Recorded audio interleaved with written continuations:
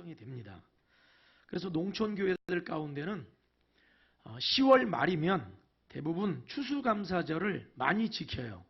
우리가 기독교회에서, 개신교회에서 11월 셋째 주일을 추수감사절로 지켜요. 그리고 7월 첫째 주일을 맥추감사절로 지킵니다.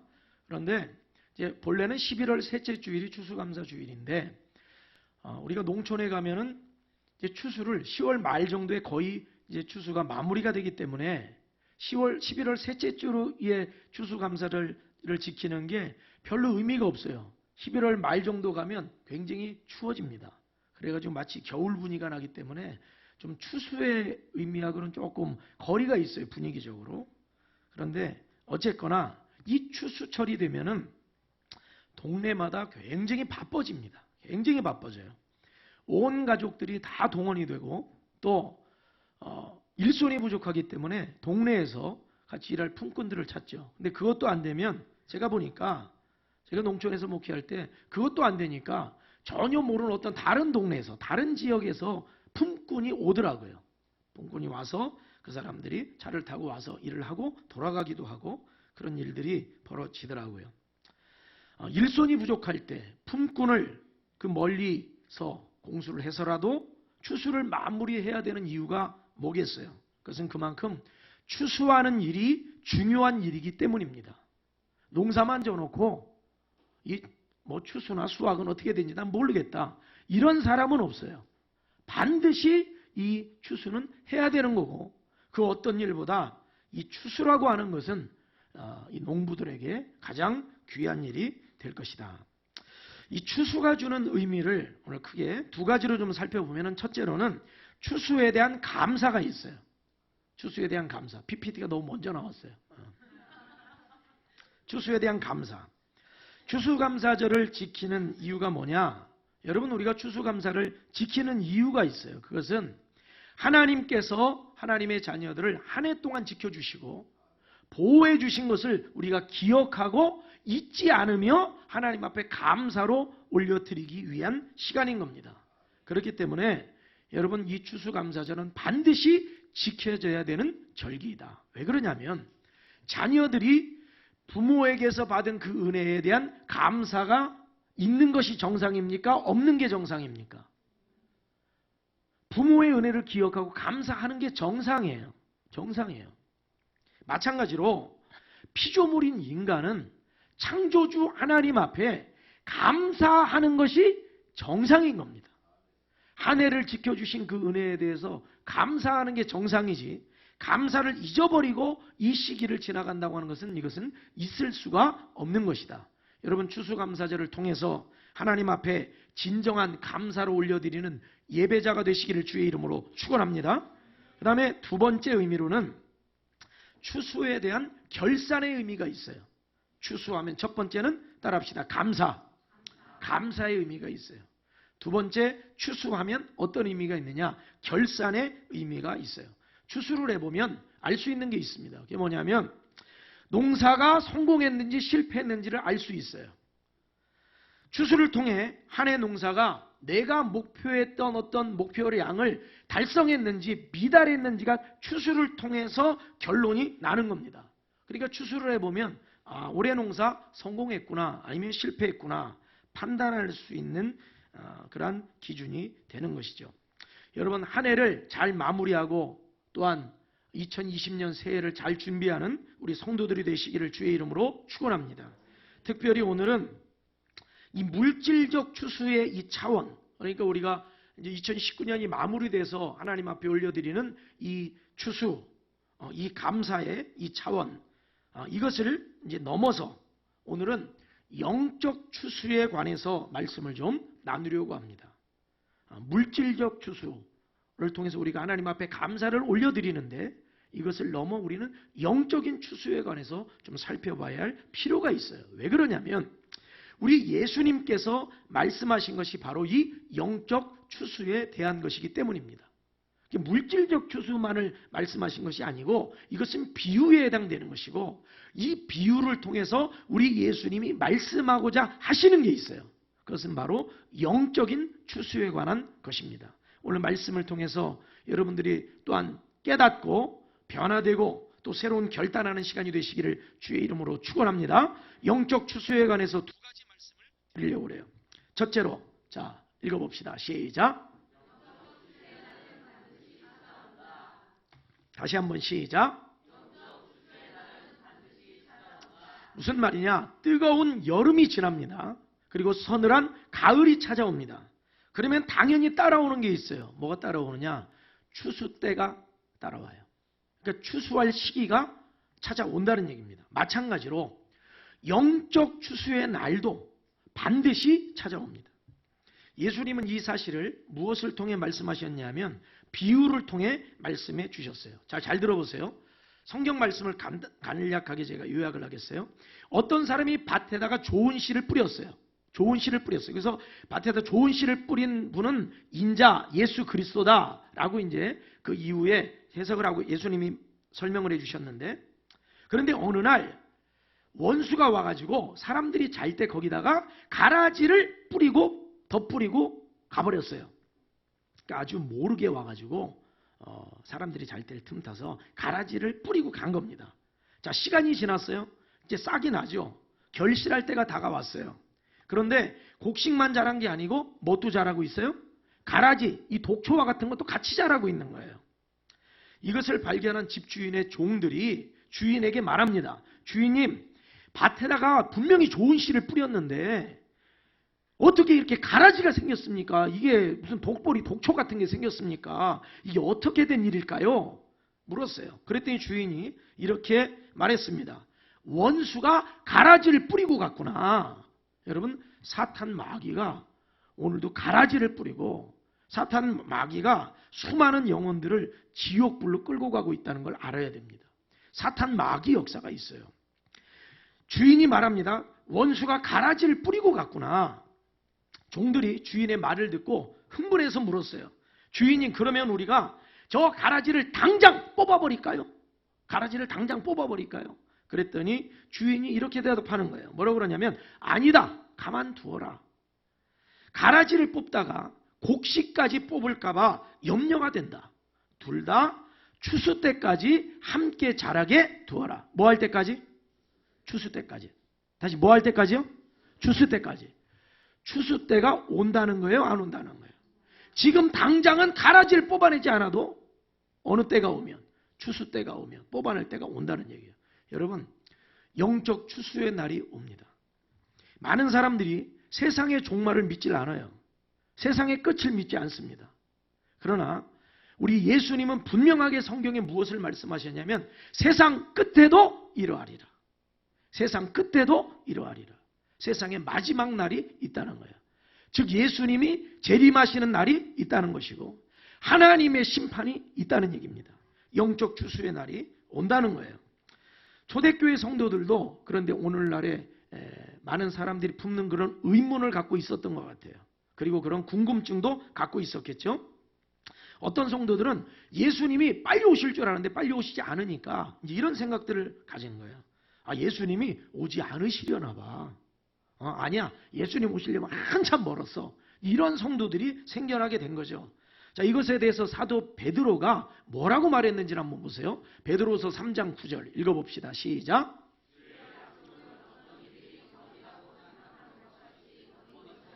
자, 주의 약속, 예수님이 다시 오신다고 하신 재림의 약속, 마지막 세상 끝날, 그것은 어떤 사람들이 더디다고 생각하는 것 같이 더딘 것이 아니라 뭘 얘기를 하는 거예요? 그날은 반드시 온다는 거예요. 영적 추수의 날은 반드시 온다. 자, 오직 주께서는 시작. 오직 주께서는 너희를 대하여 오래 참으사 아무도 멸망하지 아니하고 다 회개하기에 이르기를 원하시느니라. 여기서 중요한 포인트가 있어요. 그건 뭐냐면 예수님은 반드시 다시 오신다는 겁니다. 그 약속은 반드시 이루어진다는 거예요. 제가 오늘 추수감사절이잖아요.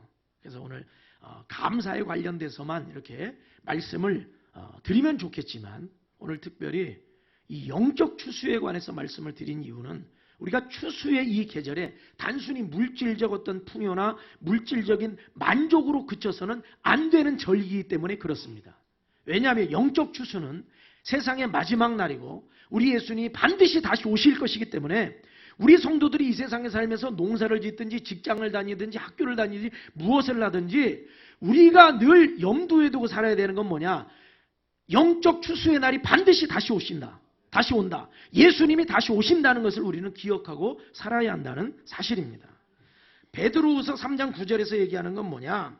예수님이 틀림없이 다시 오실 거니까 너희들은 정신을 차리고 더디 온다 안 온다 이런 소리 하지 말고 멸망하지 않도록 죄를 회개하고 하나님 앞에 정신을 바짝 차리고 믿음 생활을 하고 있어라 이 얘기를 하는 거예요.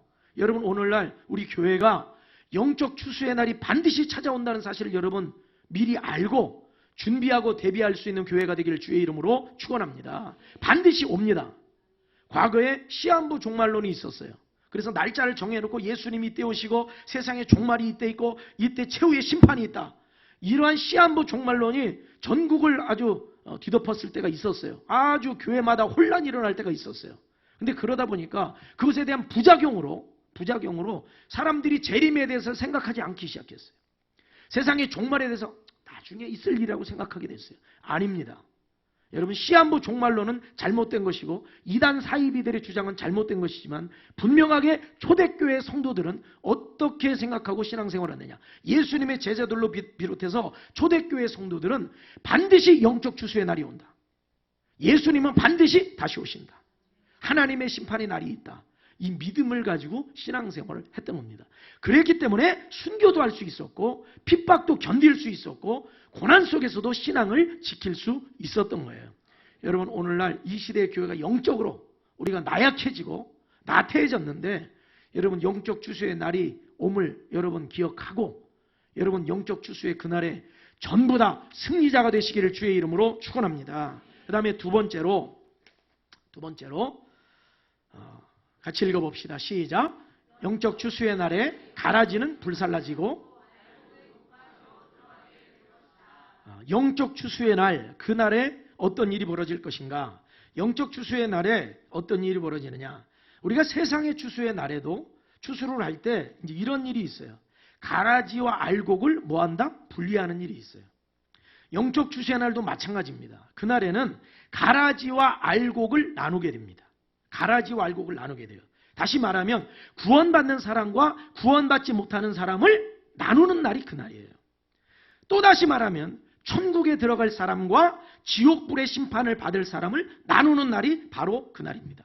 이것에 대해서 예수님께서 이렇게 말씀하셨어요. 자, 마태복음 13장 30절. 제가 다른 예화를 안 드리는 것은 예수님의 말씀을 여러분들이 사실적으로 여러분들이 받아들일 수 있어야 됩니다. 예화를 통한 감동이 아니라 예수님의 말씀을 듣고 여러분들이 판단하시라 이 말이에요. 자, 추수 때 시작. 추수 때에 내가 추수꾼들에게 말하기를. 자, 여기서 추수꾼은 천사들을 말하는 거예요. 마지막 심판을 함께 이제 동원돼서 심판을 같이 진행할 이 천사들 얘기하는데 천사들에게 말하기를. 자, 가라지는 시작.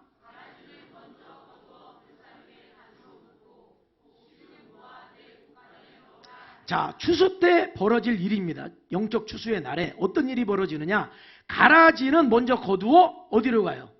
불사르게 내어주는 것이고, 자, 그 다음에 곡식은 모아가지고 어디로 들어가요? 내 곡간으로 들어가는 거예요. 내 곡간은 뭘 얘기하는 겁니까? 천국을 얘기하는 거예요. 내 곡간, 하나님의 집을 얘기하는 거예요. 하나님의 나라를 얘기하는 거예요. 다시 말하면 가라지는 거두어가지고 불사르게 풀무풀로 집어던지고 곡식은 모아가지고 내 곡간 즉 하나님의 집으로 들어가게 된다는 얘기입니다. 이것을 더 구체적으로 말하면 가라지, 예수를 믿지 않는 사람들은 어떻게 되느냐? 불살라지도록 내어주게 되고 예수를 믿는 사람들은 곡식은 어떻게 되느냐? 곡간으로 들어가게 된다는 거예요. 천국으로 들어가게 되고 하나님의 집으로 들어가게 된다는 얘기를 하는 겁니다. 영적 추수의 날에 어떤 일이 벌어지느냐? 이제 이런 일이 벌어지는 거죠. 자, 추수의 날이 되기 이전에, 영적 추수의 날이 오기 전에는 어떻게 살았어요? 알곡과 가라지가 분리가 됐어요? 안 됐어요? 안 됐어요. 함께 공존했어요. 함께 살았어요. 이것을 풀어서 얘기하면 이런 겁니다. 예수를 믿는 사람과 믿지 않는 사람이 오늘날 세상에는, 자, 밭은 세상이라고 예수님이 해석하셨어요. 세상에는 어떻게 살아요? 따로 나눠 살아요? 예수 믿는 사람은 세롬동, 안 믿는 사람은 다정동 이렇게 살아요? 그렇지 않죠. 세롬동에도 같이 살고 있어요. 믿는 사람, 안 믿는 사람. 다정동, 뭐 한솔동 마찬가지예요. 예수 믿거나 안 믿거나 같이 살아요. 자, 가정을 보세요. 예수 믿는 사람들만 가정에 있어요? 아니에요. 안 믿는 가족들도 있어요. 그러나 같이 살아요. 직장을 가보세요. 전부 다 100% 예수 믿는 사람들이에요? 아니에요. 예수 믿는 사람도 있고 안 믿는 사람도 있고 뭐 별별 사람이 다 같이 직장 생활을 함께 합니다. 그러면서도 같이 밥 먹고 가정에서는 같이 잠을 자고 또 여행도 가고 학교에서 자 학교를 보세요. 학교에 학생들이 몇 명이나 돼 반에? 세찬이 학교에 반 학생들이 몇 명이야? 24명. 24명이 다 예수 믿어. 근데 세찬이는 예수 믿는데 그 안에 들어가 있어요. 그러니까 안 믿는 아이들과 같이 있어요. 안 믿는 아이들과 함께 뭐 수행 평가를 하든 뭐 그룹 활동을 하든 체육 활동을 하든 같이 하고 있어요. 지금은 함께 있어요. 근데 여러분 기억하십시오. 영적 추수의 날에는 나눠집니다. 우리가 나눠지고 싶어 하지 않더라도 우리의 의지와는 전혀 관계없이 영적 추수의 날에는 나눠집니다. 지금은 가정에서 안 믿는 가족들 같이 있지만 영적 추수의 날에는 나눠집니다. 나눠져요. 나눠져서 예수를 믿는 사람들은 곡식은 내 곳간에 하나님의 집으로 가게 되고 말씀 그대로예요.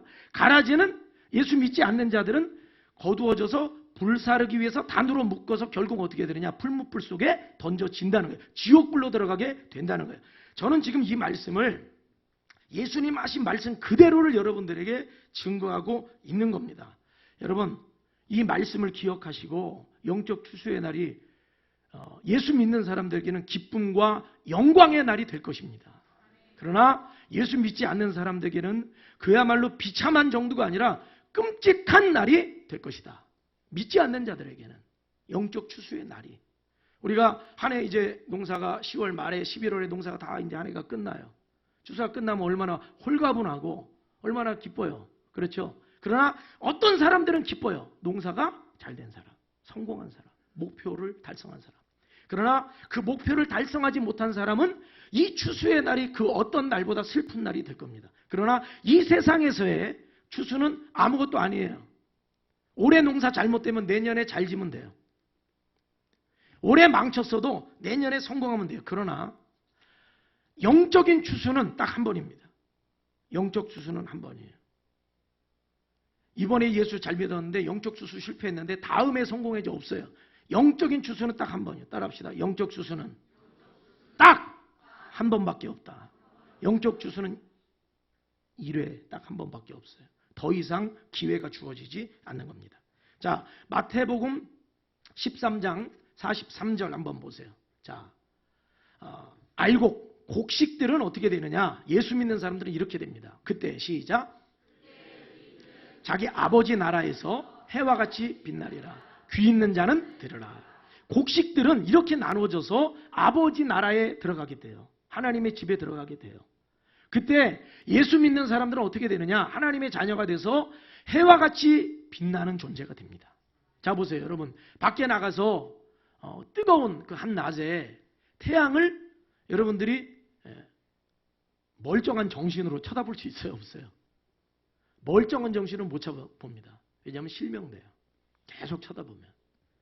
선글라스를 끼고 태양 쳐다보셨어요?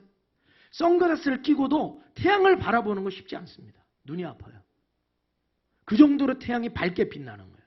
근데 성경은 분명하게 말하고 있어요. 예수님이 말씀하셨어요. 예수 믿는 자들의 영광이 이와 같을 것이다. 예수 믿는 자들이 이렇게 빛날 것이다. 하나님의 자녀들이 차지한 그 기쁨과 영광은 상상을 초월할 거예요. 여러분 이 세상에서의 기쁨과 하나님 나라에서 기쁨은 이거는 비교할 수가 없는 겁니다. 사도 바울이 삼층천을 경험하고 와서 하나님의 나라를 경험하고 와서 지금 내가 받는 이 고난이 장차 받을 영광에 이건 비교할 수 없다고 그랬어요. 그래서 고난도 기꺼이 감수했던 거예요. 그 영광을 받기 때문에. 여러분 하나님의 나라의 영광의 나라에 다 들어가는 우리 성도들이 되시길 주의 이름으로 축원합니다. 그런데 알곡 말고 곡식 말고 가라지가 있어요. 쭉정이가 있어요. 어떻게 되느냐? 13장 42절 읽습니다. 시작. 가라지는 어떻게 되느냐? 풀무불에 던져지게 됩니다. 풀무불에 던져지게 돼요. 그러니까 난 가기 싫어요. 나는 던져지기 싫어요. 이건 내 의지하고는 관계가 없어요. 마지막 영적 추수의 날이 되면 한번 보세요. 밭에 나갔는데 농부가 마지막 수확을 해요. 수확을 쫙 하는데 낫으로 탁 막 배 가요. 배 가는데 요즘에는 뭐 기계, 농기계를 이용하지만 과거에 보면 낫으로 막 배 가잖아요. 배는데 막 어떤 가라지 독초들이 거기에 탁 중간에 숨어 있는데 막 낫을 막 피한다고 피해지나요? 아니죠. 오히려 더 가차없이 잘라지는 겁니다. 영적 추수의 날은 피할 수가 없어요. 피할 수가 없어요. 이 날은 아주 너무나도 비참하고 끔찍한 날이 될 겁니다. 그러니까 구원받은 사람들에게 너무도 기쁜 날이고 감사한 날이고 하나님의 영광에 들어가는 날이지만 예수 안 믿는 사람들 가라지 인생들은 어떻게 되느냐? 이 세상에서 누리던 어떤 작은 소소한 기쁨들 있죠. 그걸 뭐라고 그래요? 소확행. 소확행마저도 상실하는 날이에요. 소소한 기쁨 없어요. 그날은 어떤 날이냐? 영원한 고통, 영원한 슬픔. 거기서 울며 이를 갈게 되리라. 거기서의 눈물은 끝이 없어요. 거기서의 원망도 나오겠죠. 분노도 있겠죠. 악 하고 소리를 지르면서 괴로워하겠죠. 끔찍한 일이 벌어진다. 그러니까 사실은 이 영적 추수의 날이 얼마나 두려운 날이냐. 이것을 알고 믿음 생활을 해야 될 것이고 우리 주변에 예수 믿지 않는 사람들을 정말 이들을 위해 기도하고 이들을 하나님께로 인도하는 것이 얼마나 중요한 일이냐. 예수님이 왜 오셨을까요? 왜 오셨을까요? 우리를 알곡 삼으셔서 곡식 삼으셔서 하나님의 곳간 내 곳간에 들어가게 하시려고 예수님이 이 땅에 오신 겁니다. 십자가에 죽으신 거예요. 여러분 우리 모두가 다 곳간에 들어가길 주의 이름으로 축원합니다. 그런데 제가 오늘 참 이게 추수감사절이 우리가 흥겨운 축제의 날이잖아요. 그렇죠? 축제의 날인데 오늘 예배 끝나면 그러한 정말 음식도 푸짐하게 잘 준비되어 있고 오늘 오후 찬양 콘서트도 있고 참 축제의 날입니다. 기쁜 날이에요. 그런데 제가 말씀을 준비하면서 우리가 육적인 어떤 풍성함 이런 것에 참 감사가 있고 점심을 먹으면서 얼마나 맛있어요. 오늘 또 주방팀에서 어제 준비를 해놨는데 얼마나 참 맛있을 거예요. 기대가 돼요. 또 그렇게. 기대 안 되세요? 기대가 돼요. 그런데 영적 추수에 관해서 이 말씀을 우리가 알지 않고 세상적인 풍요만 우리가 누리면서 갈 수는 없다. 영적 추수의 날이 어떤 날인지를 알고 여러분 영적으로 깨어나서 준비하시기를 주의 이름으로 축원합니다. 예수 안 믿는 형제 가족들을 위해서 더 기도하고 더 안타까운 마음으로 복음을 전할 수 있기를 바랍니다. 그런데 참 이 말씀이요 굉장히 끔찍하고 비참하잖아요. 이게 여러분 한번 노골적으로 이게 뭐 노골적이 아니라 있는 그대로 자 보세요. 예수 믿는 사람들은 아버지 나라에 가서 해와 같이 빛나게 될 거고 안 믿는 사람들은 풀무불에 던져질 거고 거기서 울며 이를 갈게 된다는 거예요. 이게 얼마나 끔찍한 얘기입니까? 그런데 이거를 또 안 믿는 사람들에게 그대로 전하기도 어려운 말씀이에요. 이 말씀이. 제가 실제로 있었던 일이에요. 오래전에 한 권사님이 이 말씀 저에게 하시더라고요. 제가 전도하다가 목사님 그 사람하고 원수 됐어요. 이런 얘기를 하더라고요. 그래서 무슨 얘기입니까? 그랬더니 교회에서 이 알곡과 가라지 이 말씀을 듣고 가서 제가 그대로 전했는데 원수 됐다는 거예요. 가가지고 뭐라고 그랬냐고 물어보니까 오늘 교회 가서 하나님 말씀 들으니까 예수 믿는 나는 알곡이고 예수 안 믿는 너는 가라지야 가라지. 예수 믿는 이 알곡은 천국 가고 쭉정이는 지옥 간댄다. 너 예수 믿어라. 그랬더니 어디 와가지고 저주를 퍼붓냐고 하면서 대판 싸움이 일어나고 해가지고 원수가 됐다고 하더라고요. 여러분 제가 그 이야기를 들으면서 참 안타까운 마음도 있어요. 그분을 지옥 가라고 얘기하는 건 아니거든요. 지옥 가라고 얘기하는 건 아니거든요. 그러나 여러분 알아야 됩니다. 알아야 됩니다. 물론 우리는 세상에 나가서 하나님은 당신을 사랑하십니다. 당신을 위해 예수님이 오셨습니다. 예수님이 부활하셨습니다. 예수님 믿고 천국 가세요. 우린 이렇게 전할 수밖에 없죠. 당신은 가라지야. 이럴 수는 없잖아요. 가라지는 풀무불이야. 이럴 수는 없잖아요. 그럼 너는 그럴 거예요. 나는 알곡이니까 천국 가고. 이럴 수는 없잖아요. 여러분, 영적 추수의 날 반드시 옵니다. 그리고 그 날에 엄청난 일이 벌어지게 될 겁니다. 우리가 이 땅에 만족하지 말고 그 날을 준비하면서 살아갈 수 있길 주의 이름으로 축원합니다. 자, 말씀을 정리하면서 오늘 두 가지 메시지를 기억하시기를 바랍니다. 첫 번째 같이 읽어봅시다. 시작. 자, 두 번째.